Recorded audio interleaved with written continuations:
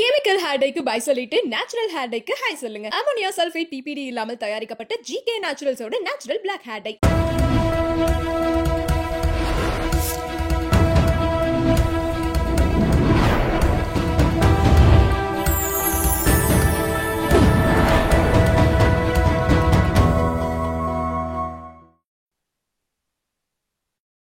Channel 5 Tamil நேயர்களுக்கு வணக்கம். திருசக்தியாரின் கேள்வி பதில் நிகழ்ச்சியில் உங்களை சந்திப்பதில் மகிழ்ச்சி அடைகிறேன். ஐயா ரெடியா இருக்காரு, வாங்க கேள்விகளை கேட்கலாம். சார் வணக்கம். வணக்கம், கேளுங்க. கேள்விகளை ஈரோடுல இருந்து ஆரம்பிச்சிடலாம் சார்.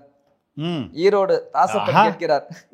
தமிழினமே ஈரோட்ல இருந்து தானே ஆரம்பிச்சது, சொல்லுவீங்கன்னு எதிர்பார்த்து சொல்லி. ஆமா, இங்க ஈரோடு என்பது ஆரோடு இருக்கிறதே, ஆரோடு, அந்த ஈரோடு தமிழ் இனமே அங்கிருந்து தான் தோன்றியது.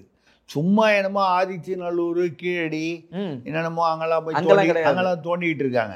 உண்மையா போய் தோண்ட வேண்டியது ஈரோட்டில் தான். தமிழ் இனம் உருவானதற்கு காரணமே ஈரோடு தான். இப்போ போங்க, பல தமிழர்கள் நேரம் கொந்தளிச்சிருப்பாங்க சார். தமிழர்கள் எல்லாமே இப்படி ஆயிடுச்சு. ஆமா, ஈரோட்டிலிருந்து தாசப்பன் கேட்கிறார். சேலம் அழகாபுரி காவல் நிலையத்தில் திருநங்கைகளை வைத்து நிர்வாண பூஜை நடத்தி இருக்கிறாராமே காவல் ஆய்வாளர். ஆமாம், அவர் பேரில் இப்போ நடவடிக்கை ஏதோ எடுத்திருக்காங்கன்னு சொல்லி பார்த்தேன். இது திருநங்கைகளையும் அவமானப்படுத்தி, காவல்துறையையும் அவமானப்படுத்தி, இந்த பூஜை என்பது பொதுவாக இந்து மத கொள்கை அப்படின்னு வச்சுக்கலாம். ஒரு பூஜை செய்த மாதிரி, அதாவது பெண்கள் ஈடுபடுத்தி நிர்வாண பூஜை சொல்லலை, பொதுவான பூஜை அப்படிங்கிறது ஒரு மதத்தில் ஒரு மாதிரி இருக்கும். அவர் நடத்தி இருப்பது இந்த இந்து மத அந்த மாதிரி ஒரு பூஜை தான். ஆக இந்து மதம், காவல்துறை, தமிழக அரசு, திருநங்கைகள் இவ்வளவு பேரையும் ஒரு சேர அவமானப்படுத்தி இருக்கிறார். அவருக்கும் யாராவது ஜோசியம் சொல்லியிருப்பாங்க. தமிழ்நாட்டில் இப்போ ஜோசியம் கேட்க போன தடவை கூட பேசணும் நம்ம காதோட்டில். இப்போ யாரோ போய் ஊரா ஜோசியம் கேட்குறாங்கன்னு. அது மாதிரி இவருக்கு யார் என்ன ஜோசியம் சொன்னாங்கன்னு தெரில. யாரோ அடிக்கின இங்கே நிறைய இந்த ஏரியாவில் கொலை விழுது, அப்போது இன்ஸ்பெக்டருக்கு கெட்ட பேர் வருது அப்படின்னா இவங்களை வச்சு நிர்வாண பூஜை பண்ணால் வரும்னு சொல்லி, இது அதாவது அதே சமயம் நம்ம இதெல்லாம் அவமானம், அது அவசியம் இல்லாத விஷயம் அப்படிங்கிறது நம்ம அதுதான் சொல்லிட்டோம். ஆனால் ஈரோட்டிலேருந்து கேட்டாருன்னு சொன்னீங்க. ஆமாம், யாரோ ஒரு ஈரோட்டுக்காரர் மூட நம்பிக்கையெல்லாம் ஒழிச்சிட்டாரு, பகுத்தறிவை புகுத்திட்டாருன்னு சொன்னாங்க. காவல்துறையில் திருநங்கைகளை வைத்து நிர்வாண பூஜை செய்யும் அளவுக்கு பகுத்தறிவு தமிழ்நாட்டில் அப்போ கொண்டு வந்ததற்கு காரணம் யாரு? ஈரோட்டுக்காரர். நான் வேற யாரையும் சொல்லலையா. யாரோ தாசப்பன் ஒருத்தர் கேள்வி கேட்டார்ல, அவர் தானே இதை வெளியே கொண்டாரு. அந்த ஈரோட்டுக்காரரை சொல்றேன்.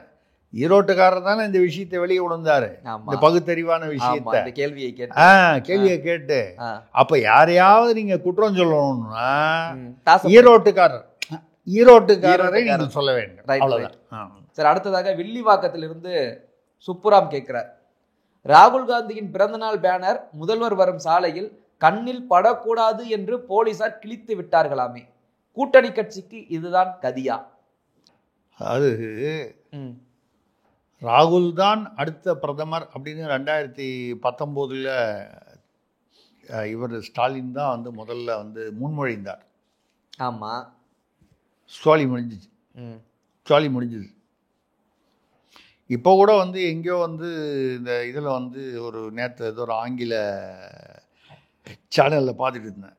யாரோ ஒருத்தர் சொல்லுவார், நாங்கள் எங்கேயோ காங்கிரஸ் ஏதோ ஒரு டெல்லியிலேயோ எங்கேயோ ஒரு இடத்துல இடைத்தேர்தல் ஏதோ அதில் 2 தொகுதியில் ஒன்றில் பிஜேபி, ஒன்றில் காங்கிரஸ் ஜெயிச்சிருக்கு, டெல்லின்னு நினைக்கிறேன். நாங்கள் காங்கிரஸ் ஜெயித்தோம் பாருங்கள், நீங்கள் காங்கிரஸை நீங்கள் மொத்தமாக அழிந்து விட்டது, ஒன்றுமே இல்லாத கட்சின்னு சொல்கிறீங்கன்னா ஜெயிச்சிருக்கோம். உடனே பாஜகலேருந்து ஒருத்தர், அது ஆங்கில சேனலில் வழக்கமாக வர்றவங்க, ஏன் ஜெயிச்சதுன்னு உங்களுக்கு தெரியுமா? ஏன் காங்கிரஸ், ராகுல் காந்தி பிரச்சாரத்துக்கு வரவில்லை, வந்திருந்தால் தோற்றுருப்பீங்க, ஏதோ அந்த சமயத்தில் ஒரு வெளியூர் போயிட்டாரு, அதனால நீங்கள் தப்பிச்சிங்க, காங்கிரஸ் ஜெயிச்சிருச்சு இப்படின்னு கிண்டல் பண்ணுற அளவுக்கு காங்கிரஸ் இருக்குது. இப்போ ராகுல் காந்தியுடைய போஸ்டர் அதாவது நந்தம்பாக்கத்திலேருந்து முதல்வர் வராரு, அந்த செய்தியை நான் பார்த்தேன். நந்தம்பாக்கம் ஏதோ ஒரு அந்த ட்ரேட் சென்டருக்கோ எதுக்கோ போயிட்டு அங்கே ஒரு இது பார்த்துட்டு வராரு. வரும்பொழுது அந்த கிண்டி அந்த அந்த லிட்டில் மவுண்டன் சொல்லுவாங்களே, அந்த சின்னமலை, அதான் அந்த பகுதி நந்தம்பாக்கத்துலேருந்து வரும்போது வரக்கூடிய வழியில் ராகுல் காந்தியுடைய பிறந்த நாளுக்காக போஸ்டர்கள் காங்கிரஸ்காரர்கள் ஒட்டியிருக்கிறார். அவங்களும் வேறு என்ன தான் பண்ணுவாங்க, காங்கிரஸ்காரங்களுக்கு ஏதாவது ஒரு வேலை வேண்டாமா தமிழ்நாட்டில்? வருஷத்துக்கு ஒரு தடவை ராகுல் காந்தி போஸ்டர் ஓட்டக்கூடாதுன்னா அது ஓட்டக்கூடாதுன்னு சொல்லி கீச்சிட்டாங்க. ஏன்னா முதல்வர் கண்ணில் பட்டால் அவர் கோவப்படுவாராம், எரிச்சல் படுவாராம். அவருடைய கூட்டணி இந்திய கூட்டணி இவர் தான் 2019 வந்து ராகுல் காந்தி வந்து பிரதமர் ஆகணும்னு சொல்லி முடித்தவர். அப்படி இருக்கும்போது எதுக்கு வந்து அவர் போஸ்டரை பார்த்தா என்னையா அவர் பிறந்த நாளைக்கு வருஷத்துக்கு ஒரு தடவை தானேயா பிறந்த நாள் வரும், அது ஒட்டிட்டு போகிறாங்க. இதில் தமாஷ் என்னென்னா திமுக போஸ்டர்லாம் இருக்குது, அட விஜயுடைய தாவேகா போஸ்டர்லாம் வழியில் இருக்குது. அதெல்லாம் பார்த்தா அவருக்கு எரிச்சல் வராதான். முதல்வருக்கு ராகுல் காந்தியுடைய போஸ்டரை பார்த்தா எரிச்சல் வரும் என்று காவல்துறைக்கு தெரிகிறது.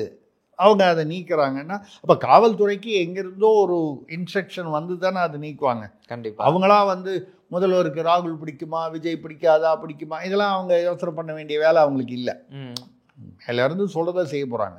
அப்போ இப்போ தான் வந்து நீங்கள் வந்து இந்த இடத்துல தான் இதை ஒட்டி வந்து பார்த்தீங்கன்னா திருநாவுக்கரசர் இருக்காரு காங்கிரஸில், அவர் வந்து அதிமுகவில் இருந்தார், அப்புறம் காங்கிரஸுக்கு வந்துட்டார். அவர் வந்து என்ன சொல்லியிருக்காருன்னா, திமுக கூட்டணியில் கருத்து வேறுபாடு இருப்பது உண்மை.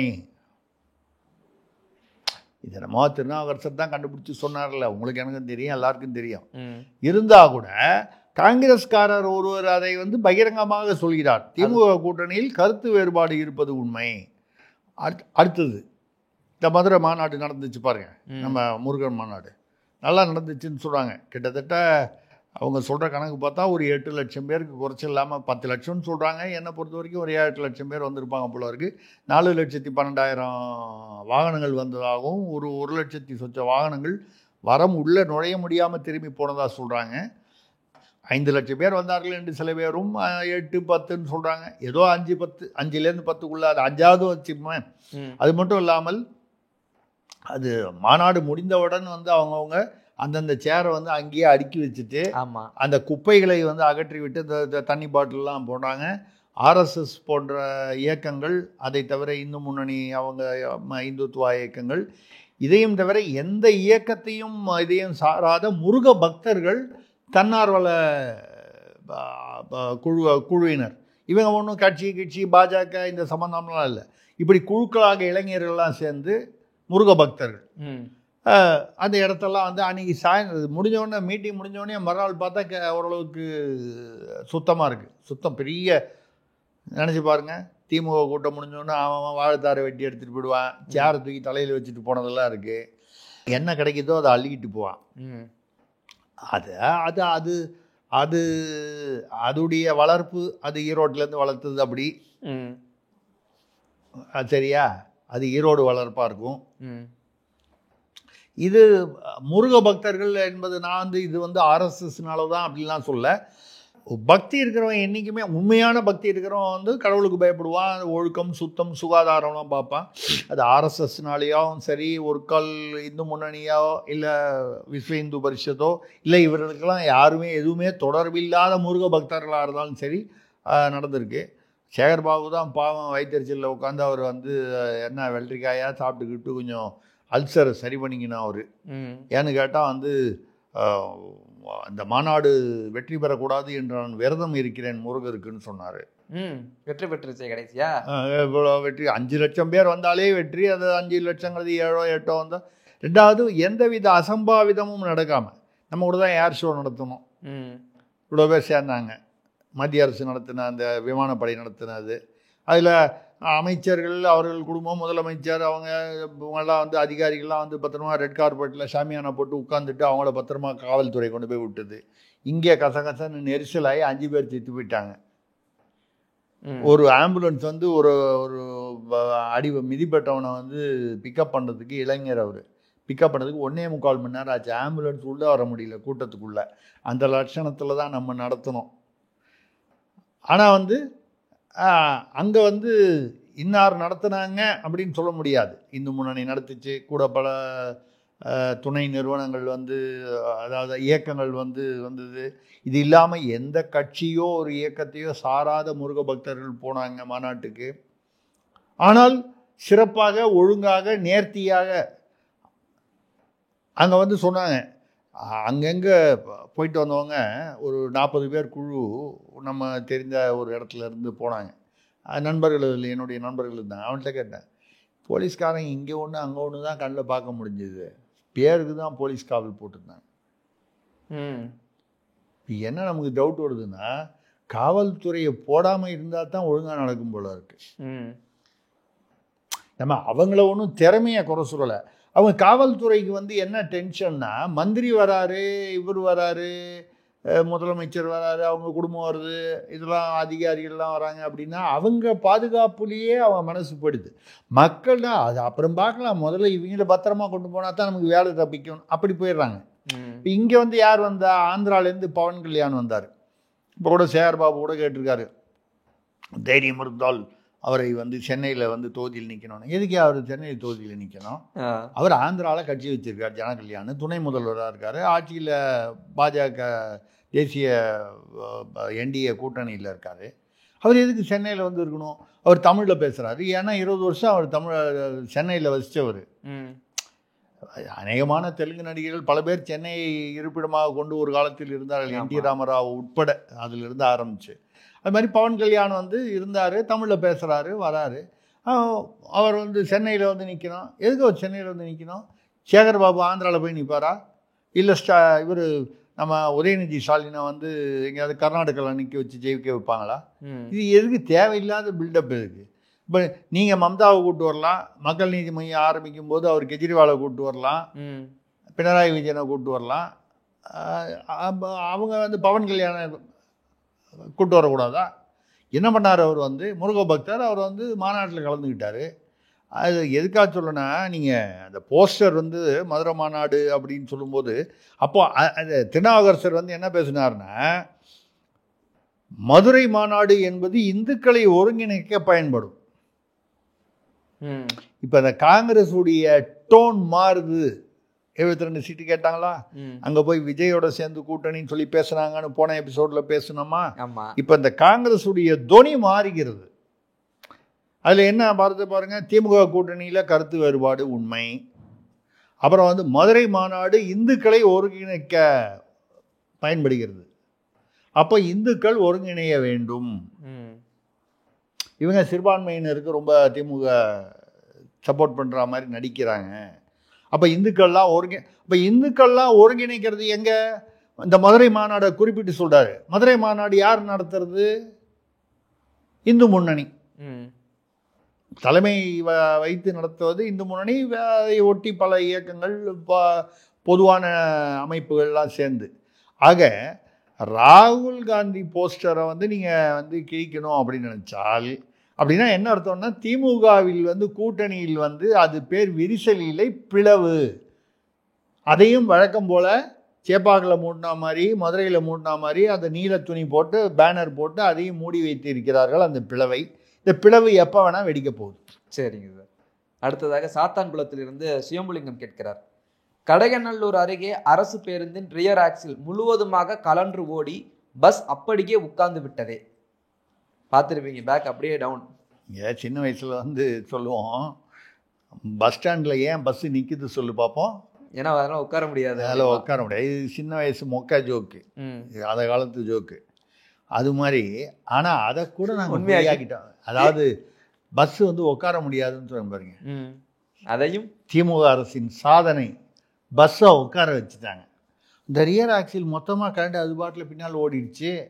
நல்ல வேளை அந்த டிரைவர் கொஞ்சம் சாமர்த்தியமாக வந்து கொஞ்சம் மேனேஜ் பண்ணி அப்படியே டப்புன்னு உட்காரணும். இல்லைன்னா அப்படியே இழுத்துக்கிட்டு போய் பற்றிக்கிட்டு தீ விபத்து வந்திருக்கலாம், இல்லை கவிழ்ந்துருக்கலாம், என்ன வேணால் நடந்திருக்கலாம்.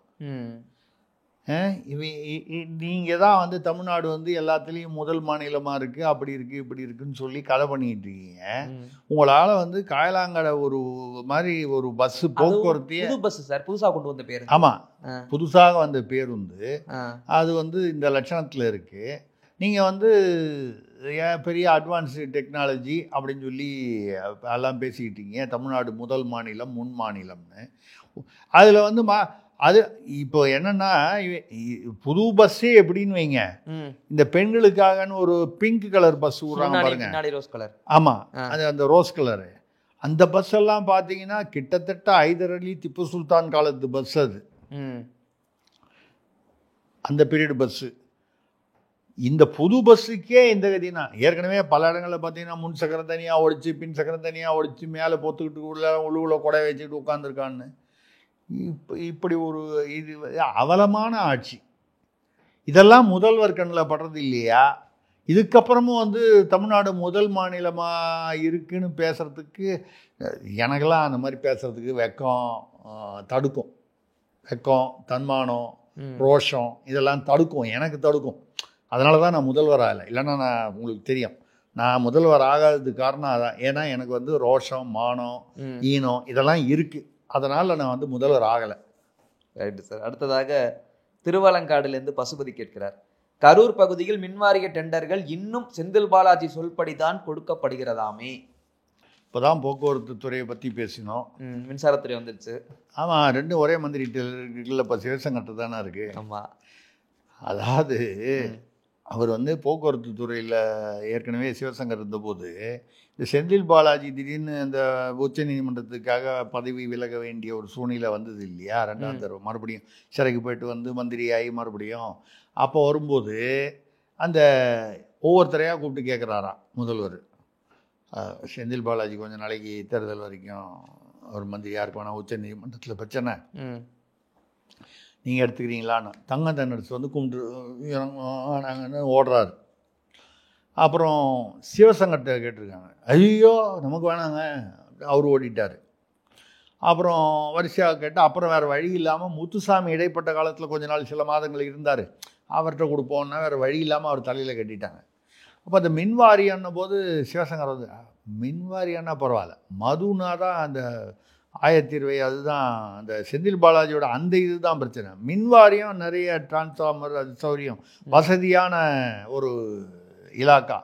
மின்வாரியம் ஓகே, மது வேண்டாம், பட்டு மின்வாரியம் ஓகேன்னு. ஆனால் ஏன்டா ஓகே சொன்னோன்னு வந்து போயிட்டாராம். ஏன்னா இவர் தான் மந்திரி, மாப்பிள்ளை இவர் தான், ஆனால் சட்டம் அங்கே இருக்குது, குடிமை அங்கே தான் இருக்குது. ஆமாம், ஏன்னா இன்னி இப்போது வந்து கரூர் ஏரியா, கரூர் மட்டும் இல்லாமல் அதை சுற்றி உள்ள கொங்கு மாவட்டங்கள் எல்லாத்துலேயும் மின் வாரியத்துக்கான என்ன வாங்கணும் டெண்டர் எல்லாமே செந்தில் பாலாஜி தான் கண்ட்ரோல் பண்ணாராம்.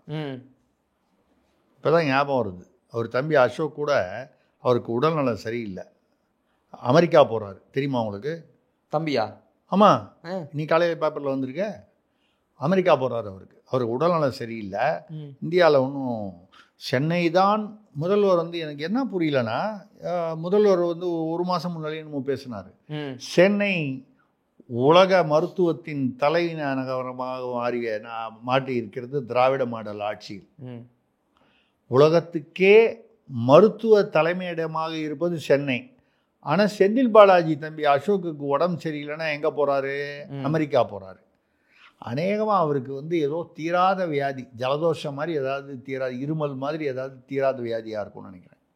அதுக்காக போகிறார் அமெரிக்கா. ஜலதோஷமாக இருந்து அது இங்கே தீராது, அமெரிக்காவில் தான் தீரும், அந்த தட்பவெட்பத்தில் அப்படி யாரோ சொல்லியிருப்பாங்கன்னு தெரியல, அமெரிக்கா போகிறாரு. அது என்ன, அதுக்கு நீதிமன்றத்தில் இது கேட்டிருக்காரு, அனுமதி கேட்டிருக்காரு, அது என்னன்னு தெரியல, போகிறாரு. ரைட், நல்லபடியாக போயிட்டு வரட்டும், அது ரைட்டு. எதுக்காக சொல்கிறேன்னா, நம்ம வந்து இதை மாதிரி வந்து நம்ம வந்து நமக்கு பஸ்ஸு விடவே வரல, இவர் கரூரில் எல்லாத்தையுமே அவர் தான் முடிவு பண்ணான்னு. இப்போ அவர் என்ன சொல்கிறாரு, இதுக்கு எதுக்குங்க என்ன மந்திரி ஆகுனீங்க, அவர் மந்திரி பதவியில் இல்லாத போதே அவர் தான் கான்ட்ராக்ட் முடிவு பண்ணாலும் எனக்கு போக்குவரத்து மட்டும் போதும், மின் வாரியத்தை நீங்கள் யாருக்காவது கொடுங்க, சும்மா கையெழுத்து போகிறதுக்கு மட்டும் நான் முடிவு பண்ணுறது அவர், இப்படின்னு சொல்லி சிவசங்கர் வந்து ரொம்ப மன உளைச்சலில் இருப்பதாக கேள்வி, அதுதான் அவர் கேட்குறார். Okay sir. அடுத்ததாக திருப்பூரிலிருந்து சேது மாதவன் கேட்கிறார், ஆகாஷ் பாஸ்கரன், விக்ரம் ஜூஜுவுக்கு எதிரான ஆவணங்கள் போதுமானதாக இல்லை என்கிறதே நீதிமன்றம். அப்படியானால் 600 கோடி சினிமா தயாரிப்பு, 250 கோடி வாட்ஸுகள் எப்படி சாத்தியம்? எப்படி சாத்தியம்? நம்மளை கேட்டா எப்படி தெரியும்? அதான் சொல்றேன், எந்த நீதிபதி வந்து ஆவணங்கள் பத்தாதுன்னு சொன்னாரோ அவரை கேட்கணும் இல்லையா? ஏன்னா இப்போ வந்து அதான் சொன்னேன், நீதிமன்றங்கள்ங்கிறது அது வித்தியாசமாக இருக்குது. நம்ம எல்லா நீதிபதிகளையும் சொல்லலை, சில நீதிபதிகள் வித்தியாசமான தீர்ப்புகளை கொடுக்கிறார்கள். அதற்கு பின்னணி வந்து ஒரு கால் டெக்னிக்கலாக நுணுக்கமான நமக்கு தெரியாத சட்ட நுணுக்கங்களாக கூட இருக்கலாம். நமக்கு வந்து எவ்வளோ தூரம் சட்டம் தெரியுங்கிறது நமக்கு தானே, அது நம்மளை தாண்டி சட்ட நுணுக்கங்கள் இருக்கலாம். ஆனால் எனக்கு என்ன புரியலன்னா, சரியாக இடி தான் இவளை விசாரிக்க முடியாது, அதுக்கு தான் வந்து தடை விதிச்சுட்டாரு, இல்லை கேள்வி கேட்டார். வருமான வரி இந்த கேள்வியெல்லாம் கேட்கலாம்ல. உனக்கு 600 கோடி திடீர்னு எங்கிருந்து வந்துச்சுன்னு கேட்கலாம்ல. உனக்கு 250 கோடி ரூபா வாட்ச் எங்கே வந்துச்சுன்னு கேட்கலாம்ல. கேட்க வேண்டிய கேள்வியெல்லாம் கேட்கலாம்ல வருமான வரித்துறை. இதுவரை கேட்கவில்லை என்றால் கணம் கோட்டார் அவர்களே, நீங்களே வந்து என்ன பண்ணியிருக்கணும், 600 கோடி எப்படியா வந்துச்சு இவனுக்கு 6 மாதத்தில், இவனுக்கு 500 கோடி ஒரு வருஷத்தில் எப்படி வந்துச்சு. நான் இடி விசாரிக்கிறதுக்கு அதில் வந்து ஒன்றும் இல்லை. ரைட், இடி விசாரிப்பது தவறு, இதை வருமான வரித்துறை விசாரிக்க வேண்டும் என்று நீதிமன்றம் சொல்லி இருந்தால் அந்த நீதிமன்றத்திற்கு நம்ம வந்து ஒரு ராயல் சொல்யூட் அடிச்சிருக்கலாம். அதை நீதிமன்றம் செய்ய தவறிவிட்டது. அது எங்க வேலை இல்லை. அப்போ எதுதான் அவங்க வேலை? நான் கூட தமாஷா சொல்லுவேன், அப்போ தாகிருஷ்ணன் வந்து நடு ரோட்டில் தானே வெட்டிக்கிட்டாரா? இன்னாரெல்லாம் வந்து அவர்கள் குற்றவாளிகள் முதல்ல குற்றம் சாட்டப்பட்டார்கள், அப்புறம் வந்து அவர்கள் பிறர் சாட்சியை வச்சு இல்லைன்னு சொல்லிட்டாங்க. அப்போ தாகிருஷ்ணனை யாரோ கொலை பண்ணிட்டாங்க நடு ரோட்டில். அது யாருன்னு கண்டுபிடிக்கணும். ஒன்று காவல்துறை கண்டுபிடிக்கணும். காவல்துறை என்ன காரணத்துக்காகவோ அதை கண்டுபிடிக்காமல் இருக்கிறார்கள்னா அப்போ நீதித்துறை தானே அங்கே உள்ள தலையிடணும். எதுக்கோ சுவ மோட்டா போடுறீங்களே. தாகிருஷ்ணன் பழைய மேட்ரு, நான் ஒரு உதாரணம் புரியறதுக்காக சொல்கிறேன். அப்போ நீதிமன்றம் என்ன பண்ணணும், தாகிருஷ்ணன் மேட்டரில் வந்து இன்னன்னார் கொலையாளிகள் இல்லை, ஏதோ சந்தர்ப்ப சாட்சியங்கள் இருக்குது இல்லைன்றதை வச்சு சொல்கிறாங்க. ஆனால் காவல்துறை இத்தனை நாட்களுக்குள் 6 மாதத்திற்குள் உண்மையான குற்றவாளிகளை கண்டுபிடிக்க வேண்டும். சொல்லணுமா வேணாம்? அது இல்லைன்னா அதுக்கப்புறம் என்ன நீதித்துறை, எதுக்கு நீதித்துறை? ஆனால் ஒன்று, நேரு தம்பிக்கே 13 வருஷமா இன்னும் கண்டுபிடிக்கலையே. ஆமாம், யார் கொலை பண்ணான்னு கண்டுபிடிக்கல, எத்தனையோ தனிப்பட வச்சுருக்காங்க. அதனால் நீதித்துறை என்பது நம்ம இதில் வந்து கொஞ்சம் வினோதமாக இருக்கிறது என்பது என்னுடைய கருத்து. அது ஏன் அப்படி இருக்குன்னு நமக்கு தெரியல. அதுதான் இப்படி இருப்பதாலே 600 கோடி சினிமாவும் 250 கோடி. அதனால வந்து இப்போ வருமான வரித்துறையில் எதுவுமே கேள்வி கேட்கலன்னு வைங்க. அப்போ இவங்க என்ன நீதித்துறையில் பாருங்க, இடி பாருங்க தடை கொடுத்துட்டாங்க. இப்போ 600 கோடி சரி ரைட்டு, இன்னும் 4 படத்துக்கு நம்ம அட்வான்ஸ் கொடுத்தா 1000 கோடி இன்னும் ஃபர்தராக ஆக ஊழலை வந்து வளர்ப்பது வந்து நீதிமன்றங்கள் தான் என்று நாம் குற்றம் சாட்டவில்லை. ஆனால் அப்படி ஒரு எண்ணம் மக்களுக்கு வந்துவிடக்கூடாது என்பதில் நீதிமன்றங்கள் கொஞ்சம் கவனம் செலுத்த வேண்டும். மக்கள் நம்மளை மாதிரி பாமர மக்கள் என்ன நினைப்பான், இதெல்லாம் வந்து நீதிமன்றம் கரெக்டாக கேட்டிருந்தா இவனெல்லாம் இவ்வளோ துள்ளுவானா, இவங்க இப்படி துள்றதுக்கெல்லாம் வந்து நீதிமன்றம் இந்த மாதிரி இவங்களுக்கு ஒரு மறைமுகமாக வந்து இவர்களை வந்து சப்போர்ட் பண்ணுதோ, இப்படிங்கிற சந்தேகங்கள்லாம் வருது இல்லையா. இது நீதித்துறைக்கு நல்லதில்லை. மக்களுக்கு நீதித்துறை மீது உள்ள நம்பிக்கை குறைந்து விடக்கூடாதே என்கிற கவலை எனக்கு இருக்கு, உங்களுக்கு இருக்குல்ல? கண்டிப்பாக அது நமக்கு இருக்கிறது, அவ்வளவுதான். ஓகே, அடுத்ததாக புதுகையிலிருந்து மலர்விழி மணிவண்ணன் கேட்கிறாங்க. சரிங்க, ராக்கெட் வேகத்தில் இயங்குகிறது திமுக அரசு, இது ராமாயணம் போல் கட்டுக்கதை அல்ல, நிதர்சனம் என்கிறாரே உயர்கல்வித்துறை அமைச்சர் கோவி செழியன். முதல்ல ராமாயணம் கட்டுக்கதைன்னு அவர் எங்க படிச்சாருன்னு தெரியல. ஐரோப்பாவிலும் மேற்கத்திய நாடுகளிலும் செய்த ஆய்வு, ஏன்னா நம்ம ஆய்வு செஞ்சால் எவனும் ஒத்துக்க மாட்டான், ஒரு மரியாதை கிடையாது. வெளகாரம் பண்ணாதான் அது எது பண்ணாலும் ஒத்துப்பாங்க. அவனே என்ன சொல்கிறான்னா, ராமர் வாழ்ந்ததாக கூறப்படும் வருடம் வந்து இந்த வருடம்னு இப்போலேருந்து கிறிஸ்து பிறந்ததை வச்சு அவங்க அப்படி தானே கணக்கு. அதிலேருந்து பின்னோக்கி போகும்போது 5100 வருடங்களுக்கு முன்னால் இருந்திருக்காரு. வால்மீகி வந்து ராமர் பட்டாபிஷேகம் என்றைக்கு நடந்துச்சு, அதுக்கு முன்னால் காட்டுக்கு எப்போ போனார், என்றைக்கு வந்தார், இதெல்லாம் வந்து அப்போல்லாம் வந்து நட்சத்திரம் சுக்கிரன் எங்கே இருக்குது, சனீஸ்வரன், அந்தந்த கிரகங்களுடைய நிலையெல்லாம் அதில் எழுதியிருக்காரு. அந்த நிலைகளெல்லாம் வைத்து பார்க்கும்பொழுது அது கற்பனை கதையல்ல, அது உண்மை கதைன்னு சொல்கிறாங்க. ராமர் வந்து போன தடமெல்லாம் வந்து அங்கங்கே வந்து சில சத்திரங்கள் கல்வெட்டுகள்லாம் இருக்கிறதெல்லாம் வச்சா ராமர் வாழ்ந்திருக்கிறார் என்பதற்கான ஆதாரங்கள் இருக்கிறது, நம்ம சொல்லலை, வெள்ளக்காரன் சொல்கிறான். அப்போ ராமாயணம் கட்டுக்கதை அப்படின்னு சொல்லி இதே வந்து அயோத்தி இப்போ கேஸ் வரும்பொழுது காங்கிரஸ் யூபிஏ அரசு இருக்கும்போது ராமாயணம் கட்டுக்கதை அப்படின்னு சொல்லி காங்கிரஸ் அரசு வந்து ஃபைல் பண்ணுச்சு உச்சநீதிமன்றத்தில். அயோத்தியை வந்து உச்சநீதிமன்றம் வந்து அங்கே கோயில் கட்டலாம் அப்படின்னு சொல்லி அனுமதி கொடுத்து பெருசாக கட்ட வந்தோடனே எங்களுக்கு அன்றைக்கே தெரியும் அப்படின்னு சொல்லிட்டு காங்கிரஸ்கார தலைவர்கள் எல்லாரும் வந்து ராகுல் காந்தி உட்பட அயோத்திக்கு போயிட்டு வந்தாங்க. நீங்கள் தான் கட்டுக்கதைன்னு சொன்னீங்களே, அங்கேயே போய் கோர்ட்லேயே போய் கட்டுக்கதைன்னு சொல்லி அஃபிடவிட் கொடுத்துட்டு வந்தீங்களே, இப்போ திடீர்னு ஏன்னா மக்கள் மறந்து விடுவார்கள் என்று நினைப்பார்கள். அந்த மாதிரி ராமாயணம் கட்டுக்கதைன்னு சொல்லி அப்போ தான் வந்து ராக்கெட் வேகத்தில் வந்து தமிழக அரசு ராக்கெட் என்ன வேகத்தில் போகும்னு தெரியுமா சார்? இல்லைங்க, எனக்கு என்ன இது நமக்கு என்ன ஒரு பிரச்சனைனா, இதை நான் படித்தேன் பாருங்க இந்த செய்தியை. இந்த பக்கத்தில் ஏதோ ஆங்கில பத்திரிகை படிக்கிறேன், இந்த ஸ்பேஸ் எக்ஸ் எலான் மஸ்க் வச்சுருக்காரு. அவர் ராக்கெட் தளம்லாம் வச்சு நிறைய விட்டுக்கிட்டு இருக்காரு. அவருடைய ராக்கெட்டு திடீர்னு இங்கேருந்து கிளம்புறதுக்கு முன்னாலேயே வெடிச்சிருச்சு. இதையும் படித்தா எனக்கு பயமாக இருக்குது.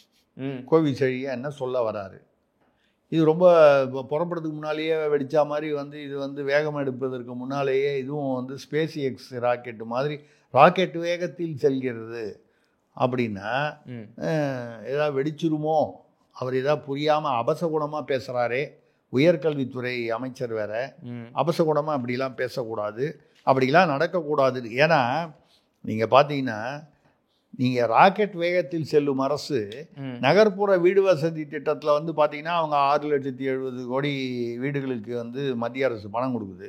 6 லட்சமோ என்னமோ வந்து கட்டியிருக்காங்க. மிச்சம் வந்து ஏதோ ஒரு கணக்கு பண்ணி 6,500 வீடு வேண்டாம், 3,500 இது வீடுகளை குறைத்து கொள்ளுங்கள், அவன் பணம் கொடுத்துருக்கான். அந்த பணத்தை வேணான்னு திருப்பி கொடுக்குறாங்க. அப்புறம் மத்திய அரசு எங்களை வஞ்சித்து விட்டது, தமிழர்களை வஞ்சித்து விட்டதுன்னு. இப்போ அதே மாதிரி இன்னொன்று வந்து டிரைவ்னு இந்த மின் வாகனங்கள் இருக்குல்ல, இதெல்லாம் வந்து அதுக்காக அந்த டிரைவ் அப்படின்னு சொல்லி அதை சார்ஜ் பண்ணுறது போடும். அதுக்கு 2,000 கோடி மத்திய அரசு ஏற்கனவே ஒதுக்கி இருக்கு.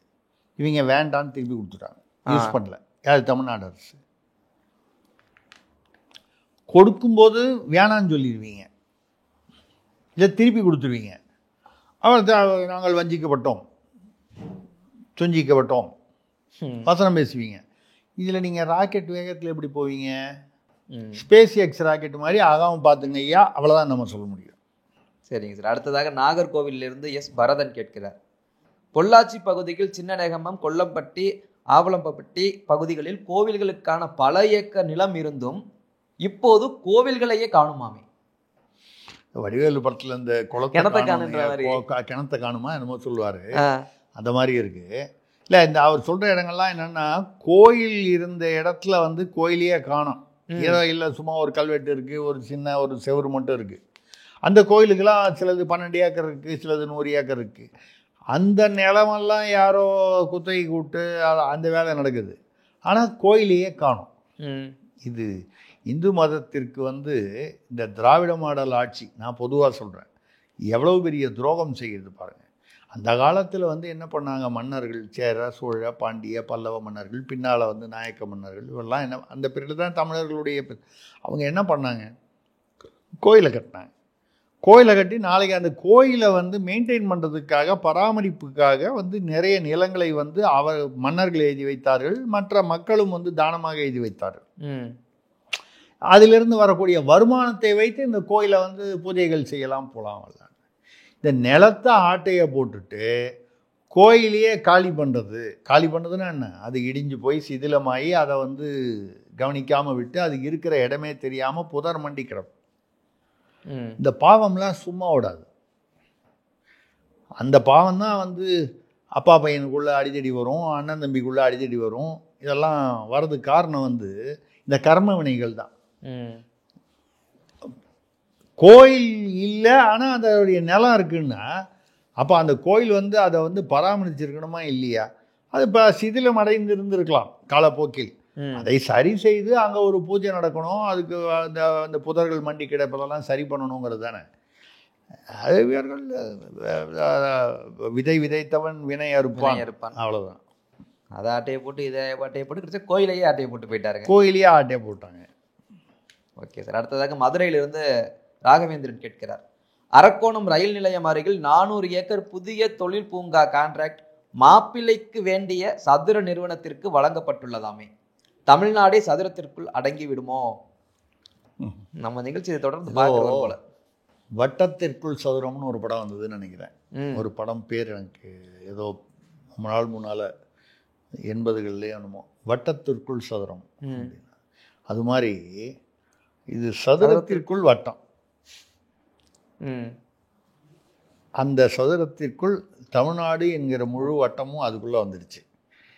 அந்த வகையில் தான் அரக்கோணம் ரயில்வே ஸ்டேஷனு அதுக்கு பதிலாக இந்த சைடிங் ட்ராக்கு அதை சொல்லி சைடிங்னு சொல்லி அதை என்ன பண்ணுவாங்கன்னா அப்படியே வந்து அந்த அரக்கோணம் ஜங்ஷன் சந்திப்பு அங்கே வரக்கூடிய அந்த குட்ஸு ட்ரெயினில் நிறையா வந்து சரக்குகள் வரும்போது அதை வந்து தனியாக வந்து அதை எடுத்து பண்ணாமல் அப்படியே வந்து அதை இணைப்பு ஒரு தண்டவாள இணைப்பு. உங்களுக்கு தண்டவாள இணைப்பு அப்படின்னு சொன்னால் அந்த காலத்தில் டால்மியாபுரத்துக்கு எதிரில் கலைஞர் வந்து ஒரு தண்டவாளத்தில் கழுத்தை வைத்து உயிரை பணயம் வைத்து அதுக்கு அது அதாவது ட்ரெயினே போகாத அந்த குட்ஸ் வண்டி லூப் லைனில் வந்து வச்சுக்கிட்டு ஒரு ஃபோட்டோ போட்டுக்கிட்டு கள்ளக்குடி கொண்டான்னு பேர் வாங்கினார். அதுக்கப்புறம் வந்து மோதிரம் கூட போட்டு விட்டாங்க. அண்ணாதுரை வந்து கண்ணதாசன் போய் கேட்டபோது அண்ணாதுரை சொன்னார், நீயே செலவு பண்ணி விழாவுக்கு இன்விடேஷன் அடித்து எல்லாரையும் கூப்பிட்டு மோதிரத்தையும் வாங்கி கொடு, உனக்கும் நான் வந்து மோதிரம் போடுறேன்னு வருத்தப்பட்ட கண்ணதாசன்கிட்ட சொன்னாருன்னு அந்த தருணத்துலேயோ வேறு ஒரு தருணத்துலேயோ ஒரு தமாஷா சொல்லுவாங்க.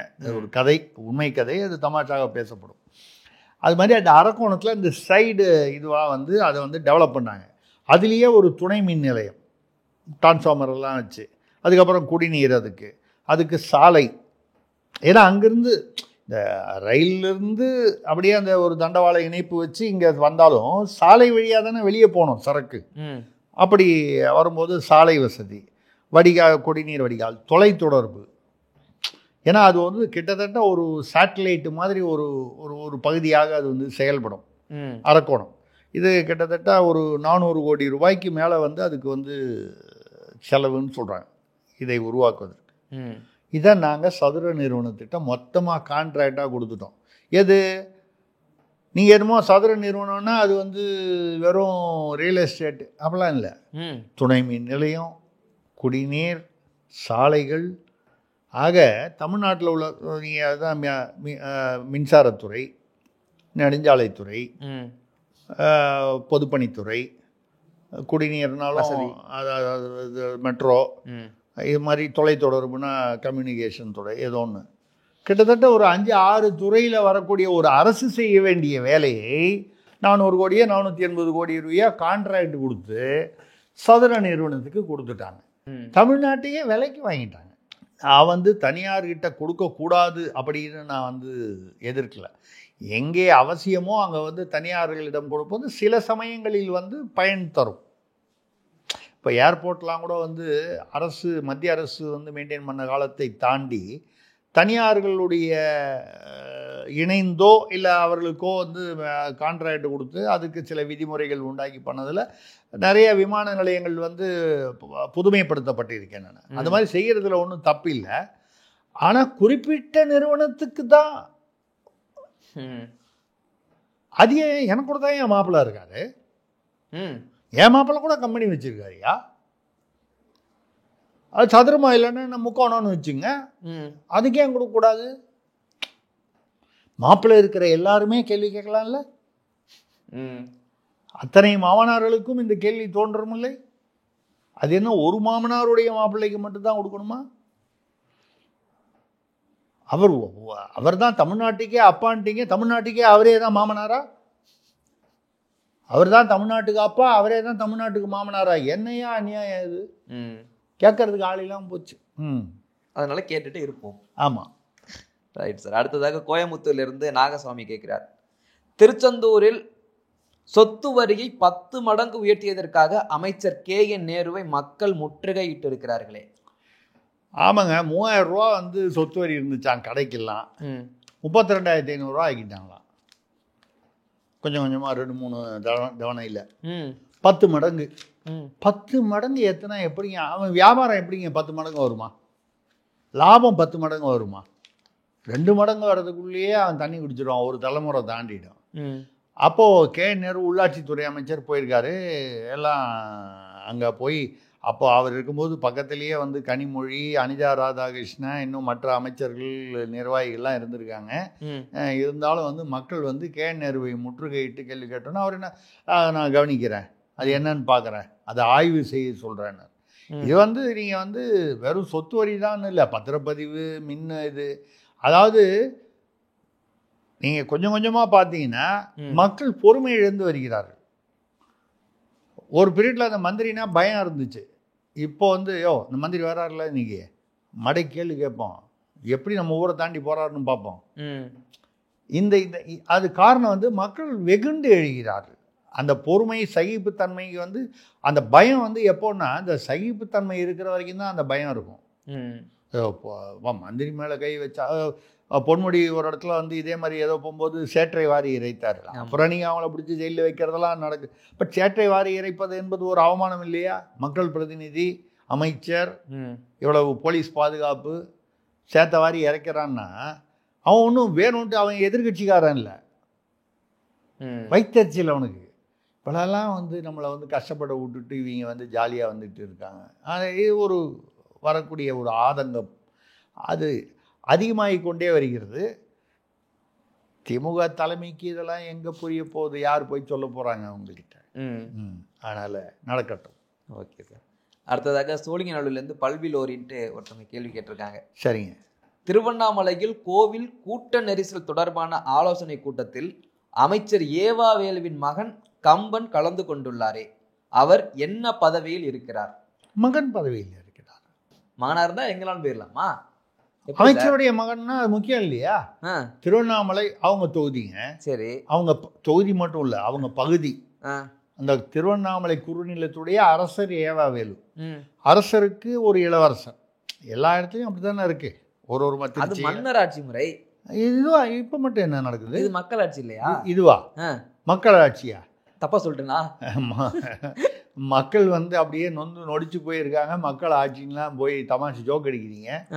திருச்சின்னா ஒரு மன்னர், இதுனா காட்பாடி ஒரு மன்னர், திண்டுக்கல் ஒரு மன்னர், வேலூர் அப்படி ஒரு இதில் மன்னர் வந்து வரா மாதிரி அங்கே வந்து திருவண்ணாமலையில் அவர் மன்னர். அப்போ அவர் மன்னர்னா ஒரு இளவரசர். இளவரசரை கலந்து ஆலோசனை. அவருக்கு பதவி எம்எல்ஏ பதவி அவசியம் இல்லை, எம்பி பதவி அவசியம் இல்லை, அரசு அதிகாரியாக இருக்கணும்னு அவசியம் இல்லை, மகன் பதவி இருக்கு. இது எங்கள் ஊரில் ஒரு கல்யாணத்துக்கு தாலி எடுத்து கொடுக்கணும்னா அப்பா வரல, சரி மகன் வாங்கன்னு சொல்லி ஒரு கௌரவத்துக்கு எடுத்து கொடுப்பாங்க. இது அரசு நிகழ்ச்சி, அரசு ஒரு சம்மந்தப்பட்டது. நாங்கள் இப்படிதாங்க திருவிழா வேறு, திருமணம் வேறு, அரசு வேறுன்னெலாம் நாங்கள் நினைக்கல. எல்லாமே ஒன்று தான். நாங்கள் எல்லாம் ஒன்று தான். ஏங்க இப்போ தான் கொஞ்ச நேரம் முன்னால் வந்து மருமகனுக்கு வேண்டிய நிறுவனம் அப்படின்னு சொல்லி ஏதோ ஒரு மாட்டு சோதனம் வட்டோன்னு பேசுமா.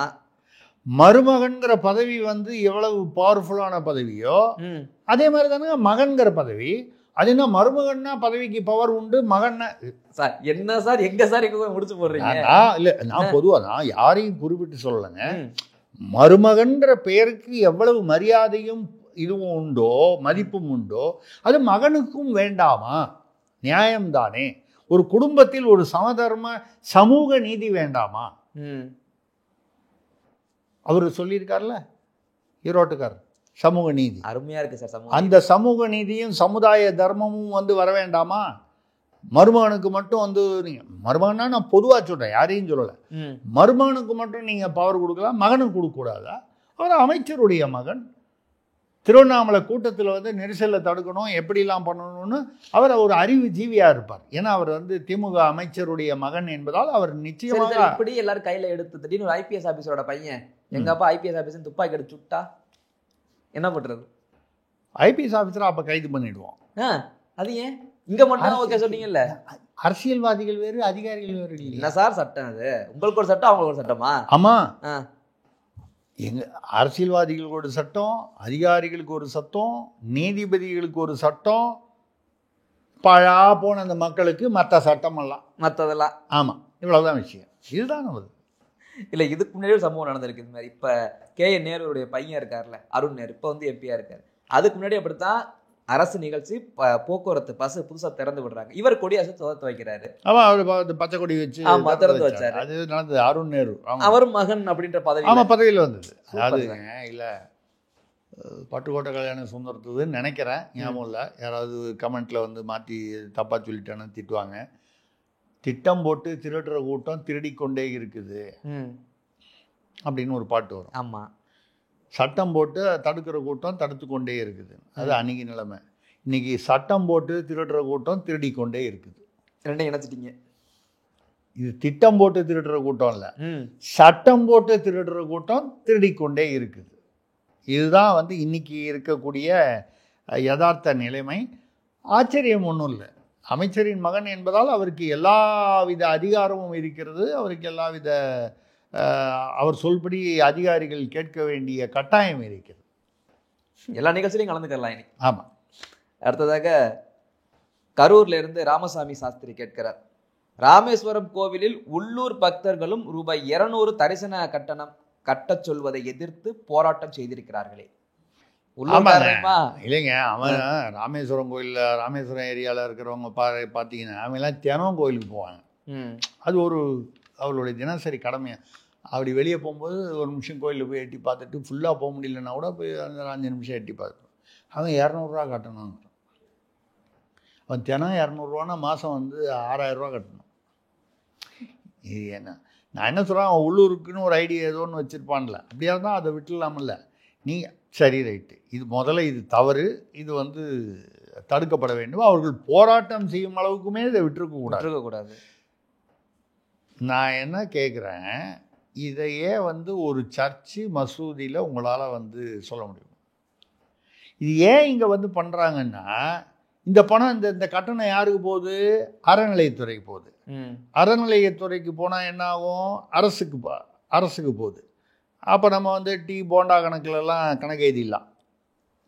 போண்டா வாங்கி கொடுத்தேன், டீ வாங்கி கொடுத்தேன். இந்த தீ அணைப்புக்கெல்லாம் ஒரு தடவை எழுதி கொடுத்தாங்களே 15 கோடி ஏதோ எத்தனையோ லட்சங்கள் ஒரு நாளைக்கு வந்து டீ வாங்கி சாப்பிட்டோன்னு. அந்த மாதிரி கணக்கு எழுதுறதுக்கு அறநிலையத்துறைக்கு வந்தால் தான் அரசு வரும். ஆனால் சர்ச்சிலேயோ இல்லை வந்து மசூதிலேயோ நம்ம மதவாதம் பேசவில்லை. அங்கே ஏன் வசூல் பண்ண சொல்லுது இல்லைன்னா, வசூல் பண்ண அவங்க எடுத்துகிட்டு போயிடுவாங்க, நமக்கு தரமாட்டாங்க. அரசுக்கு பணம் வரணும், வந்தால் தான் நம்ம டீ போண்டா வாங்க முடியும், பஜ்ஜி போண்டா வாங்க முடியும். அப்போது இந்த ராமேஸ்வரத்தில் அவர்கள் கேட்பது நியாயம். தினம் நாங்கள் கோயிலுக்கு போகிறோம், ஏன் உள்ளூர் மக்களுக்கு எதுக்கியா வந்து ஒரு நாளைக்கு 200 கட்டணும்னு. இதை அறநிலையத்துறை அறம் குலைந்த துறைன்னு நம்ம பல முறை சொல்லியிருக்கோம். அவ்வளோதான் சொல்ல முடியும். அடுத்ததாக ராணிப்பேட்டையிலிருந்து லதா ராஜேந்திரன் அருமையான ஒரு கேள்வி. எங்களுக்கும் டாஸ்மாக் வேண்டும், பெண்கள் திருப்பூரில் தள்ளுமுள்ளு.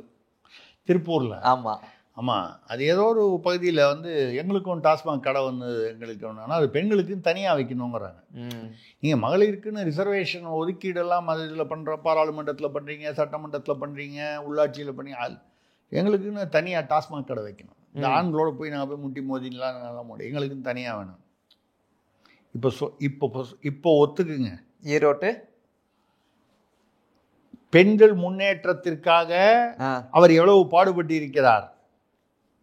இன்றைக்கு பெண்கள் வந்து இப்படி போராட்டம் செய்து தங்களது சமூக நீதியை நிலைநாட்ட துடிக்கிறார்கள் என்றால் அதற்கு காரணம் எங்கள் ஈரோட்டு கிழவன் தான். அதை நீங்கள் புரிந்து கொள்ள வேண்டும். என்ன பண்ணுறது சொல்லுங்கள்.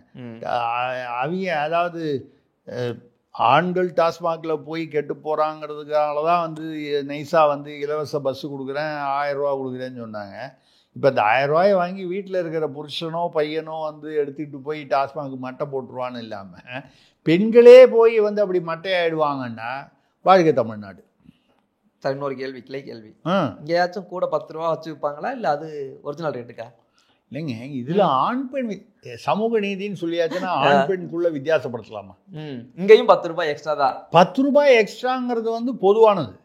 இதில் ஆண் பெண் திருநங்கை இதெல்லாம் ஒன்றுமே இருந்தாலும் சரி, இது எல்லாத்தையும் தாண்டிய சமூக நீதி. அந்த 10 ரூபா சமூக நீதி விட்டு கொடுக்க மாட்டான். அதில் அது 10 ரூபா சமூக நீதி கிடையாது. வந்து அந்த திராவிட மாடலின் அஸ்திவாரமே அந்த 10 ரூபா தான். இப்போதான் உங்களுக்கு ஒரு விஷயம் உங்களுக்கு ஞாபகப்படுத்த விரும்புகிறேன். திமுக முதல்ல ஆரம்பிச்ச போது 27 பேர் அண்ணாதுரை தலைமையில், ஆனால் அதில் கருணாநிதி பேர் இல்லை, 27 பேர் ஆளுக்கு 10 ரூபா போட்டு கட்சி ஆரம்பிச்சது. இப்போ புரியுதா உங்களுக்கு? இந்த 10 ரூபா அன்னைக்கு அந்த 10 ரூபாய்க்கும் இன்னைக்கு உள்ள இந்த 10 ரூபாய்க்கு எந்த ஒரு திராவிட அந்த இணைப்பு எப்படி வந்ததுன்னு புரிஞ்சிச்சா உங்களுக்கு? சரி, இன்னொரு கேள்வி. அது அது எப்படி கிரீன் போர்டில் வருமா டாஸ்மாக், இல்லை பிங்க் கலரில் வருமா எது அந்த போர்டு? அது தனியாக வைப்போம் நாங்கள், தனியாக அது தனியாக வைப்போம். எப்படி பிங்க் பஸ் வருதோ அதே மாதிரி நாங்கள் வந்து அதுக்குன்னு ஒரு பிங்க் கலர் போர்டு செப்பரேட்டாக. அப்போ அந்த பிங்க் கலர் போர்டு வச்சா அது பெண்களுக்காக அப்படின்னு சொல்லி. சூப்பர், சமூக நீதி அங்கே வெல்லட்டும். ஆமாம், வந்துடும்.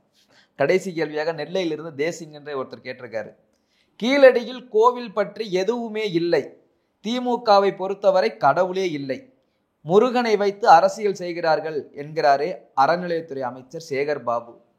2 முன்னாடி பேசிட்டு அதை பத்தி, இவர் என்ன துறைக்கு அமைச்சராக இருக்கிறே மறந்துடுறாரு போல. இல்லை திமுகவை பொறுத்தவரை கடவுளே இல்லைன்ட்டாரு. அப்புறம் முருக மாநாடு இவங்களே தானே பழனியில் நடத்தினாங்க. நம்ம பச்சை வேஷ்டி கட்டிட்டு நடத்தினார்ல.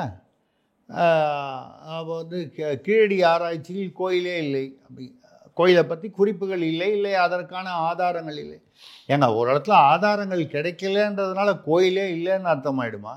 இப்படி செஞ்சுதான் இப்போ கொஞ்ச நேரம் முன்னால் கேட்டிங்களே, ஏக்கரா நிலம் இருக்குது ஆனால் கோயிலே இல்லைன்னு, இப்படி வந்தது தான். இது கோயிலே காணாமல் போயிடுச்சுன்னு சொல்லி இப்படி தான். இப்போ புரியுதா? அந்த மாதிரி நடந்ததுக்கு யார் காரணம்ங்கிறது புரிஞ்சிருச்சா?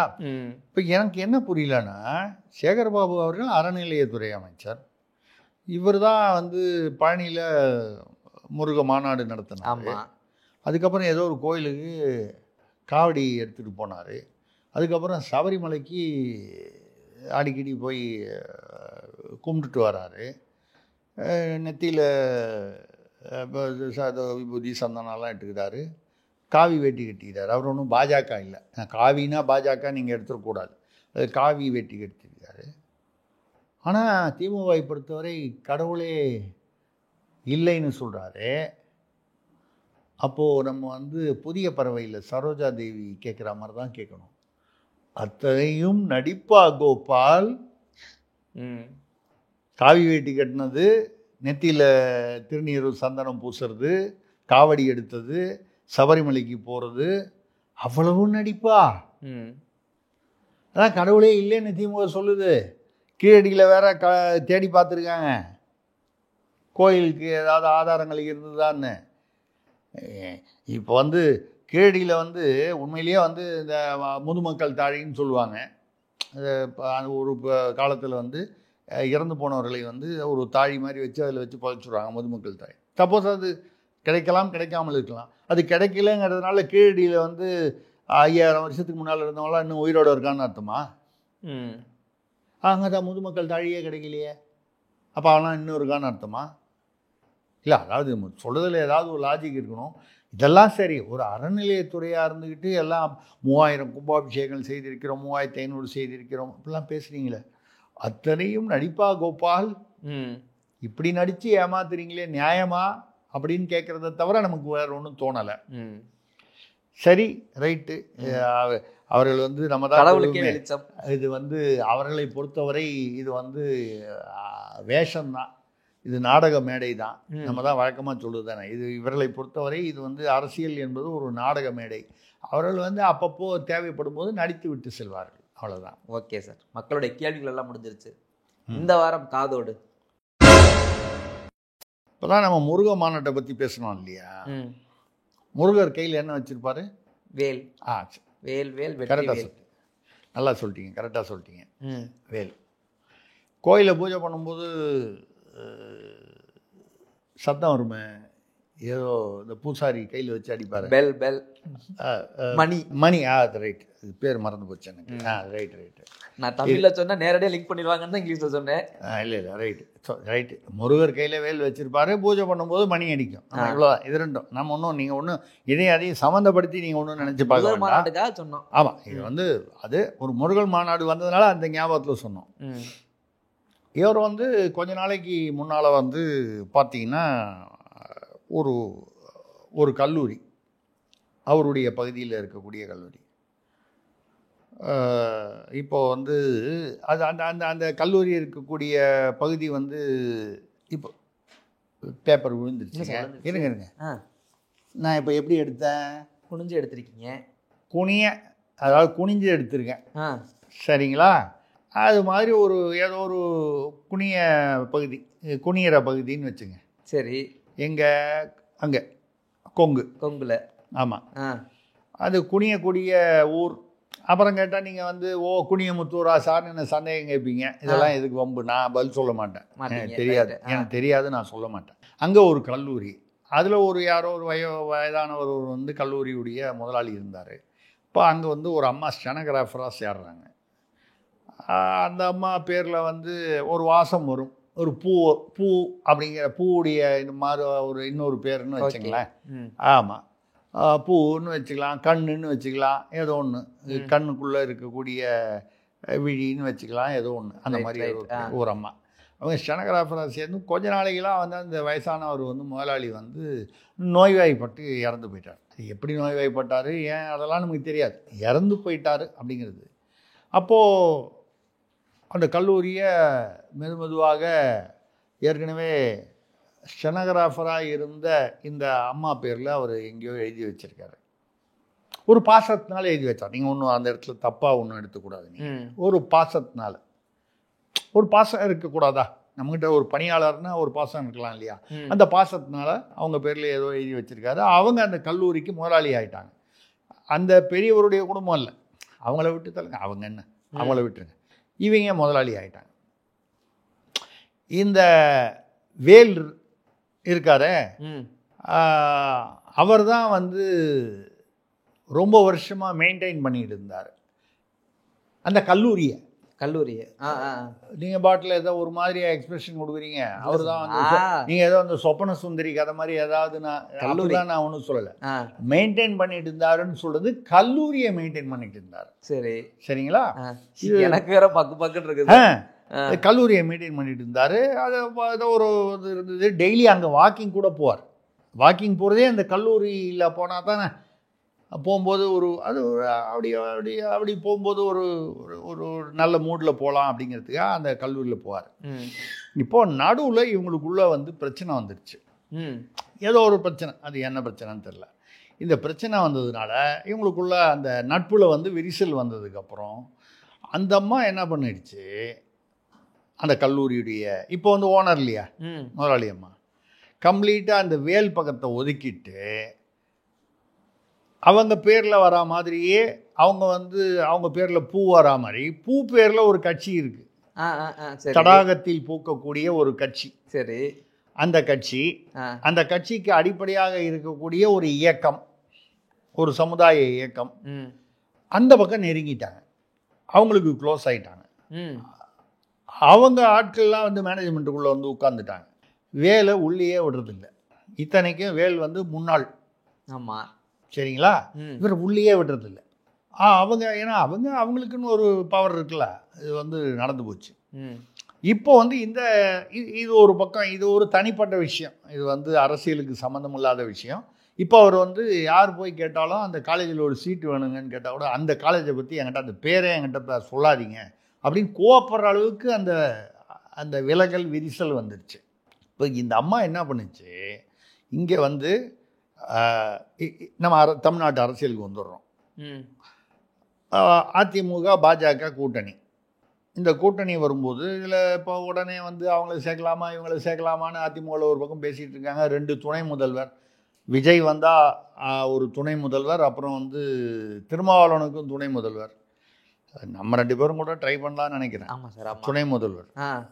துணை முதல்வர் சும்மா காட்டிக்கு தானே கொடுக்க போகிறாங்க. அது ஒரு 2 பேர், அது சும்மா ஒரு 2 பேர் கொடுத்தானே, 4 பேர் கொடுத்தானே, நம்ம 2 பேர் சேர்த்துக்கிட்டானே, அது ரைட்டு. அது நம்ம வந்து அந்த மாதிரி ஏதோ வந்து பேசிகிட்டு இருக்காங்களா. இதில் வந்து வரும்பொழுது இவருக்கு ரொம்ப எரிச்சலாக இருக்குது.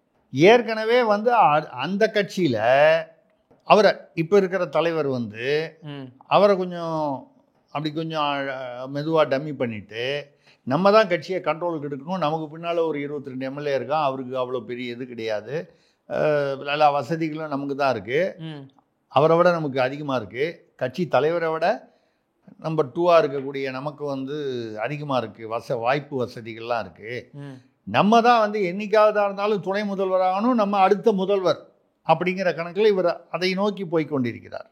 இப்போ இங்கே இந்த அம்மா போய் என்ன சொல்லுது, இந்த பாஜகவும் அதிமுகவும் ஒன்றா இருக்கிறது ஒரு காலத்தில் வந்து இதில் தமாஷ் என்னன்னா, அவர் தான் போய் வந்து ஒரு 6 பேர் தலைமையில் போய் வந்து நீங்கள் வந்து பாஜகவோட கூட்டணி வைக்கணும்னு அழுத்தம் கொடுத்தவரே ஒரு வருஷம் முன்னால். இப்போ என்ன சொல்லிட்டாங்கன்னா, பாஜகனாலே அவருக்கு பிடிக்கல, ஏன்னா அவர் பின்னால் வந்து துணை முதல்வராகி முதல்வராவதற்கு பாஜக ஒரு தடையாக இருக்கும் அப்படின்னு சொல்லி எப்படியாவது வந்து இந்த அதிமுக பாஜக கூட்டணியை வந்து ஏற்கனவே சேர்ந்ததாக சொல்லப்படும் கூட்டணியை வெற்றி விடுவதில் வேல் தான் இப்போ வந்து முன்னணியில் இருக்கிறார். கூட்டணி சேர்ந்துருச்சுன்னு சொல்லிட்டாங்க. திடீர்னு வந்து விஜயோட பேசுகிறாரு, அதிமுகவில் பேசுகிறாங்க, இவர் விசிகாவில் பேசுகிறாங்க, துணை முதல்வர் கொடுக்குறாங்கன்னா அப்போ பாஜக கதி என்ன? அப்போ தான் நீங்கள் அந்த இடத்துல கவனிக்கணும். திருமாவளவன் என்ன பேசினார்? அதிமுக தனியாக இருந்தால் கூட பரவாயில்லை, பாஜகவுடன் இருப்பதால் நாங்கள் அங்கே போக முடியாது. ஆமாம். அப்போ அதிமுகனா ஓகே அப்படின்னு பேசியிருக்கார் சமீபத்தில் ஒரு 10 நாள் 15. இது எல்லாத்தையும் நினச்சி பாருங்கள்.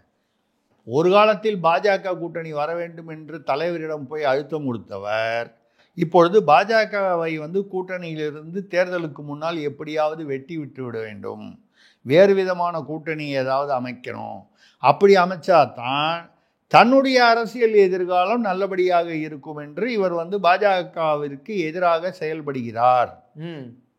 இப்போ அந்த அம்மாவுக்கு வந்து பாஜக அந்த அந்த இயக்கங்களோடெல்லாம் வந்து ஒரு நல்ல நட்பு வந்துருச்சு. இது போய் திருகி விட்டாங்க. பாஜகவில் இன்னும் இந்த ஆள் நம்ம ஆளுன்னு நினச்சா இப்போது நமக்கே வேட்டு வைக்கிறாரா அப்படின்னு ரொம்ப கோபமாக இருக்காங்க. இது இவங்க கோவப்பட்டால் அப்புறம் நாளைக்கு நம்ம பேரில் ஏற்கனவே வழக்குகள்லாம் இருக்கே. அவர் அமைச்சராக இருந்த பிரிவில் நிறைய வழக்குகள் இருக்கே. உள்ளாட்சி துறையெல்லாம் இருந்தாங்க, போனாங்க வந்தாங்க, ஏதோ துறையில் இருந்தார். எந்த துறையில் இருந்தாலும் வழக்குகள் தானே. சொத்து குவிப்பு ஊழல் வழக்குகள்லாம் இருக்கே அப்படின்னு சொல்லி தான் இப்போது இவர் ஒரு அந்த சமூக இயக்கம், உங்களுக்கு அப்படி சொன்னால் தெரியும், 3 எழுத்து சமூக இயக்கம், அதோடைய தலைவர் வந்து இப்போ கோவைக்கு வந்தார் முந்தானத்து. அதில் போய் அவரை சந்தித்து அந்த மாநாட்டில் அந்த கூட்டத்தில் கலந்து கொண்ட ஒரே இலைக்கட்சி தலைவர் வேலு அவர்கள் தான். எதுக்காக போனார்னா, ஐயா உங்ககிட்ட வர செய்தியெல்லாம் தகவல்லாம் தப்பான தகவல், நம்பாதீங்க, நான் என்றைக்கும் உங்களுக்கு விசுவாசமாக இருப்பேன், நான் ஒன்றும் கூட்டணியெல்லாம் பிரிக்கிறதுக்கு ஏற்பாடு பண்ணலை, யாரோ உங்ககிட்ட வந்து தப்பாக தகவல் சொல்கிறாங்க அப்படின்னு சொல்லி வந்து போய் அவர்கிட்ட வந்து அவர் காலில் விழுந்து இதை வந்து இந்த தகவலை அவருக்கு தெரிவித்து தனக்கு இதனால் வரக்கூடிய ஆபத்தை வந்து தடுப்பதற்கு அவர் முயற்சி செய்து கொண்டிருக்கிறான்னு சொல்கிறாங்க. இதை பார்த்து அந்த அந்த பெண்மணி வந்து சந்தோஷமாக ரசித்து கொண்டிருக்கிறார்.